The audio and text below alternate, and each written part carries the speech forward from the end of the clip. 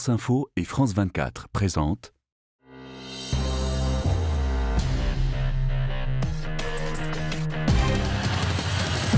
Bonjour, c'est la guerre que mène la France en théâtre extérieur, comme on dit dans l'état-major. Pour combien de temps encore? Le Mali, pourtant, s'impose plus que jamais comme un enjeu démographique, sécuritaire, civilisationnel aux portes de l'Europe. Alors que Paris réorganise sa présence sur place, qui prendra l'espace laissé vacant par l'armée française? Les groupes djihadistes et crapuleux qui déjà occupent le terrain, ou bien les mercenaires russes du groupe Wagner, souvent vus comme le faux nez du Kremlin dans sa quête d'influence?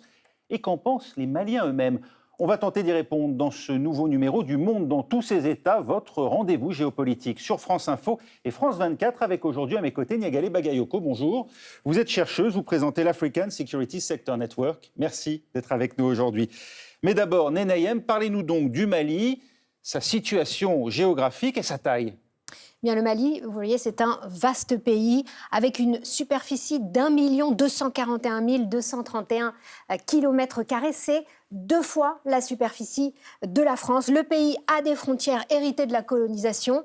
C'est un pays, vous le voyez, totalement enclavé avec au nord l'Algérie, la Mauritanie, à l'ouest le Sénégal et puis au sud le Niger, le Burkina Faso, la Côte d'Ivoire et la Guinée. Vous le voyez ici, le fleuve Niger qui traverse le pays. Un pays 2 fois plus grand que la France, mais 3 fois moins peuplé. Absolument. Regardez la population, un peu plus de 20 millions d'habitants, sachant qu'un Malien sur 10 habite la capitale, Bamako. Et c'est dans ce pays grand comme 2 fois la France que les forces tricolores sont donc engagées depuis 2013. Après bientôt 9 ans passés à arpenter le nord du pays, les soldats français vont désormais se concentrer sur la zone des 3 frontières en libérant plusieurs bases, à commencer par Kidal. Anne-Fleur Lespio est sur place pour France 24. Elle y était voilà un mois lorsqu'a débuté ce transfert.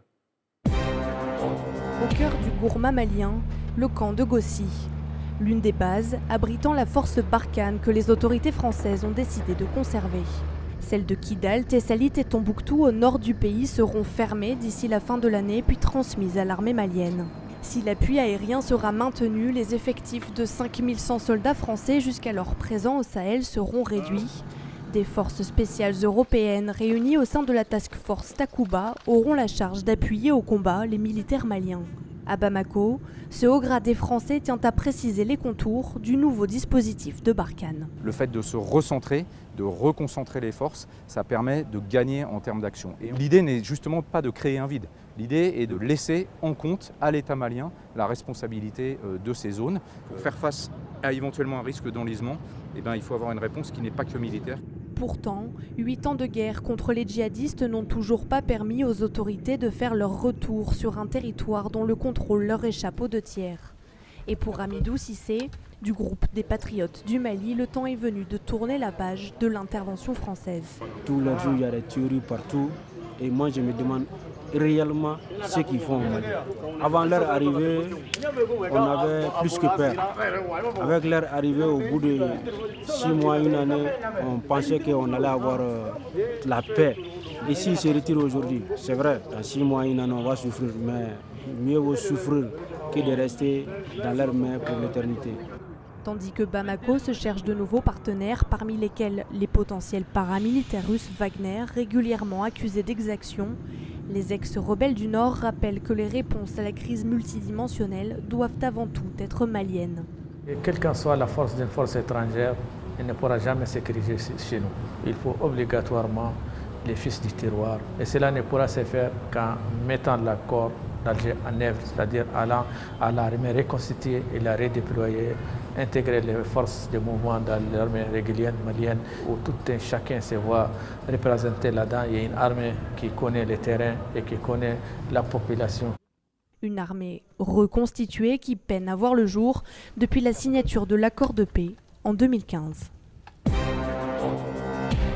Où en est-on justement, Niagale Bagayoko, de la réorganisation de l'armée malienne à l'heure où la France cède ses bases de Tessalit, de Tombouctou, de Kidal pour justement les remettre à la MINUSMA et aux forces armées maliennes? Il y a une montée en puissance de ces soldats maliens pour reprendre le contrôle de territoire dont on vient de l'entendre, qui leur échappe aux 2 tiers.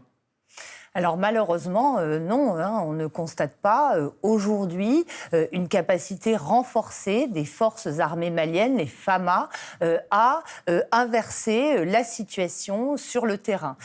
Les principaux centres hors capitale, Bamako, leur échappent et on s'est aperçu, notamment à l'occasion du blocus du village de Farabougou, qu'il y avait une réelle incapacité à intervenir, à venir en aide aux populations, alors même qu'elles peuvent être assiégées par des groupes djihadistes, mais aussi être la cible, dans d'autres cas, de milices communautaires. Et on est l'intégration de ces éléments combattants, dont certains, il faut bien le dire, avaient déserté, voire même franchement trahi l'armée régulière malienne, comme l'évoque ce reportage à propos des accords d'Alger qui datent tout de même de 2015. Alors c'est l'une des grandes difficultés, justement, de ce processus dit de DDR, de démobilisation, désarmement, réintégration, c'est qu'en effet, l'expérience malienne fait que certains soldats, notamment du Nord, ont déserté plusieurs fois l'armée, ce qui rend les effectifs restés loyaux, extrêmement réticents face à ce processus. D'autre part, des unités de l'armée reconstituée, qui, je le rappelle, intègrent à la fois des FAMA, mais aussi des membres des groupes armés signataires de l'accord de paix, n'interviennent pas sur le terrain avec les unités FAMA traditionnelles, très souvent, et en sont coupées. Donc, en réalité, on s'aperçoit que le processus de réforme du système de sécurité malien n'a pas produit tous ses effets. Pour vous qui connaissez parfaitement le territoire malien, ce redéploiement français, c'est une réorganisation pour gagner en efficacité, comme on le dit ici à Paris, ou bien un désengagement, un retrait pur et simple, comme le critiquent un certain nombre de responsables maliens ? Malheureusement, aujourd'hui, il est extrêmement difficile de répondre à cette question, y compris, à mon avis, pour les militaires maliens, mais aussi pour certains militaires français. La reconfiguration du dispositif n'est pas encore suffisamment clairement définie par les autorités politiques pour qu'on y voit vraiment clair. Ce qui est certain, c'est qu'il y aura un déplacement géographique de ce qui va remplacer Barkhane vers le territoire du Niger et un recentrage des éléments français du côté de la frontière avec ce pays. En tout cas, ce mouvement de l'armée française est diversement apprécié par les Maliens eux-mêmes, n'est-ce pas, Anne-Fleur Lespio, vous qui êtes à Bamako pour France 24 ? Oui, Raphaël, à Bamako, par exemple, les avis sont partagés au sein de la société civile face à la dégradation du contexte sécuritaire sur l'ensemble du territoire malien. Certains pointent du doigt l'enlisement de la force française engagée dans la lutte contre l'extrémisme violent au Sahel depuis maintenant 8 ans. D'autres se disent abandonnés par la France et réclament l'intervention de la Russie à travers la société paramilitaire russe Wagner, une société privée régulièrement accusée d'exactions dont les mercenaires pourraient être déployés au Mali. Quant au nord du pays, et plus particulièrement dans la région de Tombouctou, où la force française s'apprête à fermer sa dernière emprise, le départ de Barkhane n'inquiète pas vraiment les populations qui, depuis la crise de 2012, se sentent livrées à elles-mêmes. Dans ces zones, rappelons-le, immenses, certains sont catégoriques. Ces dernières années, l'intervention de Barkhane n'a pas permis le rétablissement de la paix. Ces mêmes habitants demandent le retour de l'État, dont la réouverture des écoles aujourd'hui fermées par des groupes dits djihadistes dans la plupart des localités du nord du pays. Enfin, autre son de cloche, celui des membres signataires de l'accord de paix d'Alger qui craignent le vide laissé par le départ de Barkhane. Les anciens rebelles demandent la mise en place rapide d'une armée nationale reconstituée où chaque Malien et chaque ancien combattant se verrait représenter, une armée reconstituée prévue dans les dispositions de l'accord de paix signé en 2015, dont la mise en œuvre peine à voir le jour. Niagalé Bagayoko, la France, elle est vue comme l'ancienne puissance colonisatrice avec aujourd'hui encore des visées impérialistes ou bien comme un protecteur aujourd'hui du Mali. Est-ce qu'elle est plus ou moins crédible que cette junte qui a pris le pouvoir ? Alors, les perceptions de la France ont extrêmement varié depuis le début de son intervention en 2012.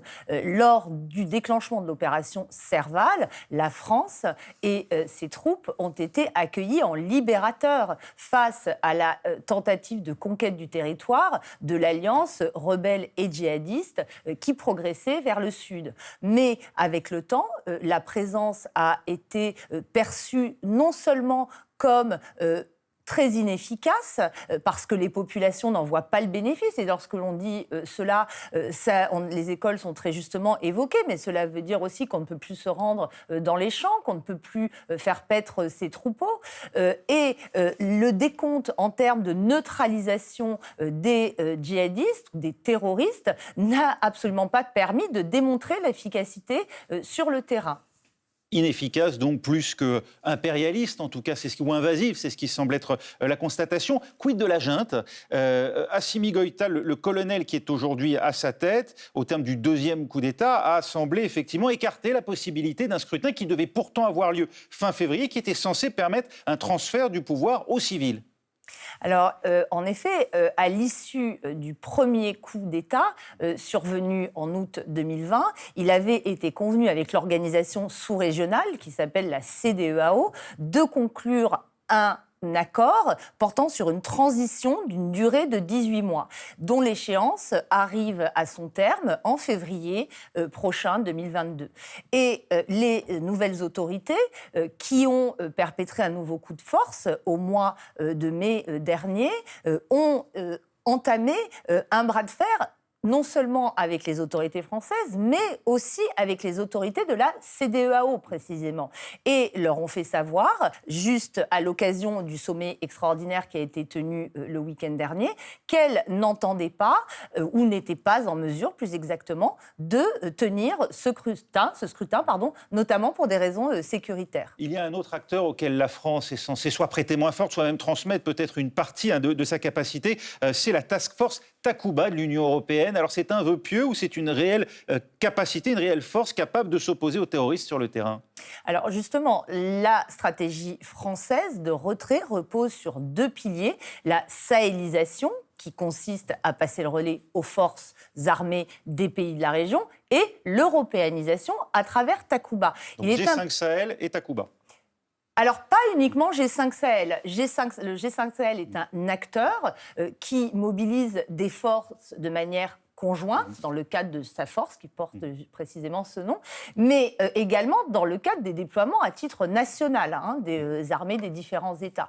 Pour ce qui est de Takuba, d'abord, il faut préciser qu'il ne s'agit pas d'un dispositif de l'Union européenne, donc que la France n'a pas réussi à mobiliser l'Union européenne en tant que telle à l'appui de son rôle au Mali. Mais pour ce qui est du rôle des États qui ont accepté d'y apporter des contributions, comme l'Estonie notamment, qui est un acteur extrêmement présent, on s'aperçoit, ou la République tchèque, on s'aperçoit qu'ils sont en réalité très peu nombreux. La force Takuba, aujourd'hui, cela représente à peine 600 hommes, à comparer avec les 5100 du dispositif Barkhane. Alors bien entendu, les missions des forces spéciales ne sont pas les mêmes que celles des forces conventionnelles, mais tout de même, il faudrait au moins arriver à mobiliser 2000 hommes, et on en est encore loin. Des forces faméliques, donc, pour faire face au terrorisme. En tout cas, la société civile, elle veut croire encore en la paix. Les initiatives se multiplient à l'image de la chanson du rappeur Ibawan.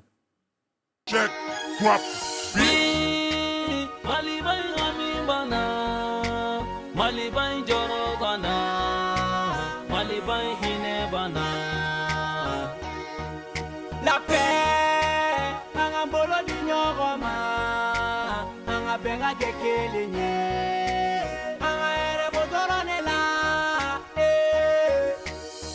kabina fitini foi ma changer halsa mali ba chogola président fin nana ga teme antigeru bede chogola.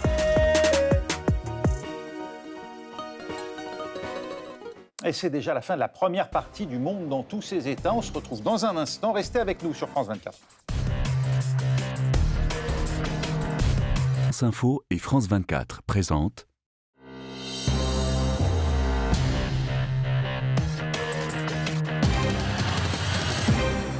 Suite du Monde dans tous ses états, on est toujours ensemble pour évoquer l'avenir du Mali à l'heure du désengagement français avec vous. Niagale Bagayoko, chercheuse, présidente de l'African Security Sector Network.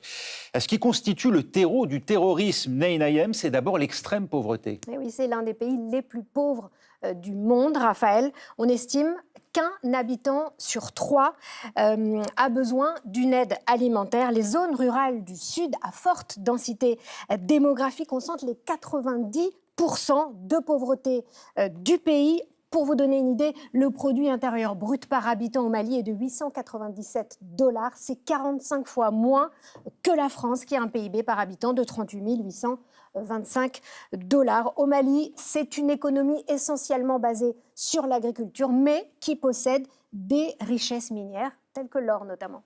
Alors cette pauvreté, Niagalé Bagayoko, c'est une fatalité. À quoi est-elle due? À une mauvaise gestion ou bien tout simplement à la démographie du pays? Non, je pense qu'elle est aussi malheureusement due à la façon dont a été conçu le développement d'une manière générale, à la fois par les autorités nationales, mais aussi par les partenaires internationaux qui ont accompagné ces processus. On s'aperçoit que trop souvent, une approche très technique, très technocratique a présidé à la mise en œuvre des projets sur le terrain qui n'ont pas correspondu aux besoins des populations notamment. Il est par ailleurs évidemment indéniable que la question de la gouvernance saine et transparente des budgets publics est aussi un problème absolument majeur, et notamment pour le cas du Mali, mais c'est vrai aussi de ses voisins au Niger, au Burkina Faso, pour le cas des budgets en matière de sécurité et de défense, qui eux-mêmes ont fait l'objet de nombreux détournements de la part des autorités précédentes. Vous évoquez les partenaires extérieurs, mais l'aide internationale, c'est tout de même 1 milliard de dollars par an, environ 850 millions d'euros. Où va cette aide ? C'est justement le problème auquel je faisais référence. C'est-à-dire qu'on ne peut absolument pas accuser la communauté internationale de ne pas avoir été aux côtés du Mali au cours notamment des 10 dernières années, mais aussi dans les périodes qui ont précédé. Mais à mon avis, il est aujourd'hui absolument nécessaire de s'interroger sur les instruments qui sont mobilisés, qui trop souvent sont fondés sur des programmes définis de manière extérieure, sans prise en compte suffisante des spécificités, des environnements, des contextes locaux. Illustration en tout cas des difficultés économiques, l'extrême sécheresse liée au réchauffement, car oui, le Mali est directement victime du changement climatique. Le lac Fagibine au nord est aujourd'hui à sec.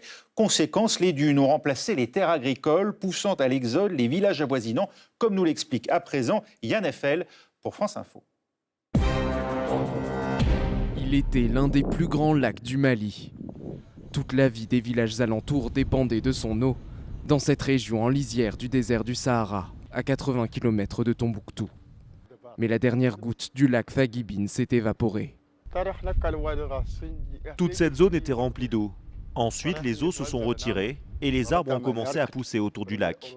Les arbres ont commencé à disparaître et les gens ont cultivé les terres.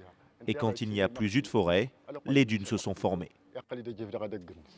Les dunes ont fini par engloutir le lac. Faute de végétation, le sable n'est pas fixé et ravage les villages. Cette dune de sable n'était pas là.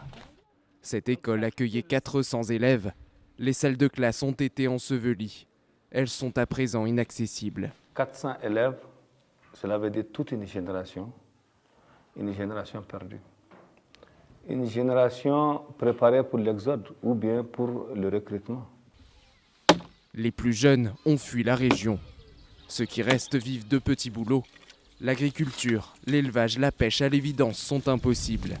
Cette habitante n'a d'autre choix que de vendre le peu de bois qu'il reste pour gagner un peu d'argent. Je sais que ça détruit l'environnement, mais qu'est-ce que je vais manger si je ne le fais pas? Mes enfants sont partis. Dans ce paysage gagné par la désolation, la situation humanitaire est devenue préoccupante. Le Mali fait partie des pays les plus vulnérables au changement climatique.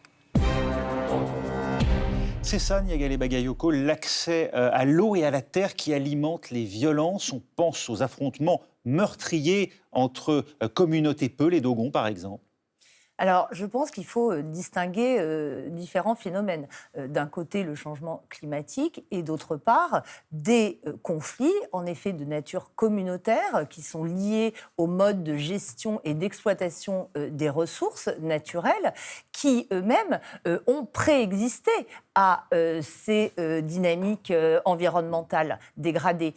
On s'aperçoit que la difficulté est que ces conflits qui très souvent existaient de manière séculaire, notamment entre populations sédentaires qui mènent des activités agricoles et des communautés nomades qui mènent des activités pastorales, ont été alimentés par les flux d'armes, par exemple, qui sont venus de l'extérieur, par l'instrumentalisation politique de ces luttes, y compris par les groupes djihadistes, mais aussi par certains groupes d'autodéfense, et que, par ailleurs, on a assisté à une reconfiguration des relations de pouvoir entre des communautés qui étaient autrefois considérées comme aristocratiques, comme nobles, qui ont été déclassées, notamment parmi les communautés pastorales, Touareg et Peuls. Et c'est dans ce contexte qu'un nouvel acteur vient de faire son apparition, la Russie, non pas elle directement, mais via le groupe de mercenaires Wagner, réputé proche de Vladimir Poutine. Il négocie actuellement activement avec le pouvoir malien. La Russie est-elle prête à remplacer la France au Mali? Luc Lacroix, vous qui êtes le correspondant de France Télévisions à Moscou.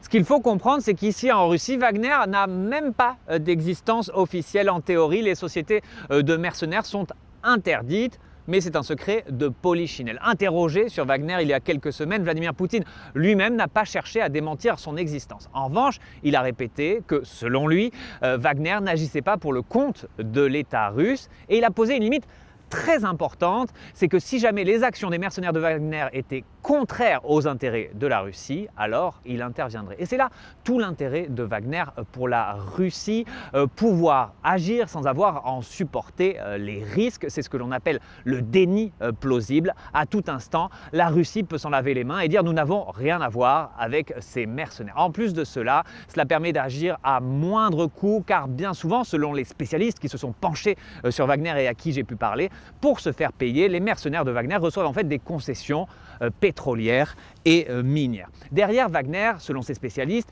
il y a un homme, Yevgeny Prigojine. Il a été surnommé le cuisinier de Vladimir Poutine. C'est un homme d'affaires qui a fait fortune dans la restauration collective, notamment grâce à d'énormes contrats pour fournir en nourriture l'armée russe. Alors il ne faut pas surestimer la puissance de Wagner. Ils n'ont pas d'armes lourdes et ce n'est pas l'équivalent d'une armée classique, mais ils peuvent jouer un rôle crucial et faire pencher la balance d'un côté ou de l'autre. Ils l'ont montré par le passé. Ça fait maintenant plusieurs mois, plusieurs semaines que l'on parle de l'arrivée de mercenaires de Wagner au Mali. Le pouvoir malien a confirmé qu'il était en négociation avec Wagner pour un contrat de sécurité, mais pour l'instant, on n'a pas encore eu de preuve de l'arrivée de ces mercenaires sur le territoire malien. Pour les Maliens, ça permet d'essayer d'éviter un coup d'État, et puis ça permet aussi d'aiguillonner les Français qui sont en train de repositionner l'opération Barkhane et avec qui les relations sont mauvaises. Le groupe Wagner à Bamako, c'est fait, Niagale Bagayoko, et si oui, pour combien de temps, avec quels objectifs? Alors, à mon avis, c'est tout à fait personnel, mais je ne pense pas que ce soit fait, ni véritablement que cela se fera. Je pense que les autorités maliennes actuelles ont fait preuve d'une grande habileté sur le front diplomatique en étant capables d'affoler les chancelleries occidentales, y compris en marge de l'Assemblée générale des Nations Unies. Mais la difficulté qui se pose, c'est le statut légal de ce groupe Wagner qui n'a pas d'existence juridique. Donc il est tout à fait possible que la Russie, qui, il est fondamental de le rappeler, n'est pas du tout un nouvel acteur au Mali, puisque ça a au contraire été le premier partenaire en matière de sécurité et de défense après l'indépendance, et cela pendant 30 ans, peut effectivement, en cas d'accord avec le Mali, recourir à des sous-traitants. Et là, il est extrêmement difficile de savoir de quel type de sous-traitance il s'agira et avec quel type d'acteur. Mais pour clore sur cet aspect, il faut aussi préciser que les forces de Wagner n'ont jamais été capables sur aucun théâtre d'inverser le rapport de force stratégique. Donc il est très douteux qu'elles auraient elles-mêmes une capacité d'intervention déterminant dans le contexte conflictuel du Mali. La France a raison de dire qu'elle ne pourrait pas rester au Mali et côtoyer un groupe comme Wagner? Alors, sur les principes, elle a absolument raison, parce que les exactions qui ont été reprochées à ce groupe, notamment en Centrafrique, sont absolument terrifiantes. Il faut se référer au rapport des Nations Unies. Mais la difficulté est que la France a fixé un certain nombre de lignes rouges en ce qui concerne les négociations avec les groupes djihadistes, en ce qui concerne les délais à propos des élections, maintenant à propos de l'arrivée de cette force, et qu'en réalité, les autorités maliennes ont toujours franchi le Rubicon. Donc, est-ce qu'il faut continuer à fixer de cette façon-là des ultimatums quand la décision de se retirer ne semble pas totalement prise, ainsi que le démontre la coopération qui continue de manière très étroite sur le terrain entre les effectifs de Barkhane et les forces armées maliennes? Je n'en suis pas sûre personnellement. Tout avait pourtant bien commencé avec, on l'a dit, à l'opération Serval, l'intervention française lancée en 2013 pour libérer le nord du Mali du joug djihadiste. Le président d'alors, François Hollande, avait été accueilli en héros à Tombouctou. Revoyez ces images, elles sont signées Valérie Astruc pour France Télévisions. Accueil triomphal pour le président français. François Hollande, son nom est scandé par une foule en liesse. Tombouctou libéré et ses habitants saluent la France. Dieu merci la France. C'est parce que c'est la France qui a pu sauver le monde entier. Ce n'est pas le Mali seulement. Nous sommes venus supporter François Hollande. On est fiers de François Hollande. Un peu plus tôt ce matin, un avion militaire français ouvre ses portes. Protocole oblige, le président malien par intérim en sort le premier, puis François Hollande.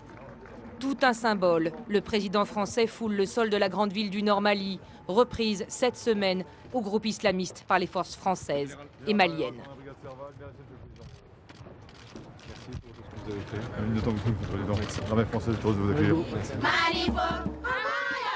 Pour le président français, l'hymne de Tombouctou. Pendant 10 mois, il était interdit par les occupants islamistes. Toute musique était proscrite. Et pour remercier la France d'avoir libéré la ville, François Hollande reçoit un chameau. Je l'utiliserai autant que je pourrai comme moyen de transport. Tombouctou a été saccagé par les occupants islamistes. Première étape du président, les mausolées du XIIIe siècle dont il ne reste plus que des cendres. Deuxième étape, la visite de la grande bibliothèque. 11 000 manuscrits étaient conservés. Voilà ceux qui ont été sauvés. Ça s'est déboulé dans la nuit du mois de janvier. C'est les islamiques même qui ont brûlé. Ce que nous avions fait était pour libérer et pour permettre que aussi des lieux de culte, mais également des éléments de patrimoine, par exemple des manuscrits, puissent être de nouveau protégés et sauvegardés. Aux côtés de François Hollande, plusieurs ministres, dont Laurent Fabius, acclamé lui aussi. Les larmes du ministre des Affaires étrangères à Tombouctou pour une journée historique. Plus beau jour de ma vie politique, avait dit à l'époque François Hollande. La suite, on la connaît, c'est l'enlisement face aux djihadistes et l'extension du conflit aux pays limitrophes. C'était inévitable, inscrit dès le départ. Niagalé Bagayoko, on a raté quelque chose. À mon avis, on a raté quelque chose dans la mesure où la lecture de la complexité de cet environnement conflictuel n'a pas été suffisamment développée, premièrement. Et deuxièmement, l'intervention militaire n'a pas suffisamment été assise sur une vision politique de l'objectif qui était recherché à travers les interventions sur le terrain. Merci Niagalé Bagayoko, chercheuse, présidente de l'African Security Sector Network, d'avoir été avec nous. Nous arrivons au terme de cette émission. Merci de l'avoir suivi. Retrouvez-nous la semaine prochaine sur France Info et France 24 et d'ici là sur nos sites internet franceinfo.fr et france24.com. Très bonne semaine à tous.